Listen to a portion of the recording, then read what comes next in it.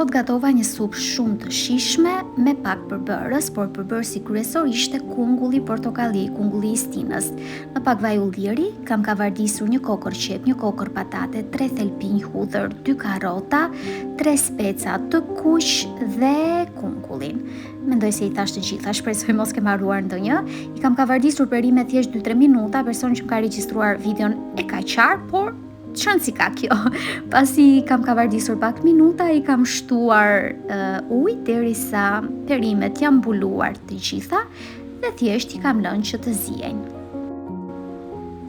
Pasi supa zihet, gjë që tregohet edhe nga perimet se fillojnë të shkriftohen, e fik zjarrin dhe filloj që ta fruloj. E fruloj masën derisa ajo bëhet e njëtrajtshme e gjitha dhe homogjene.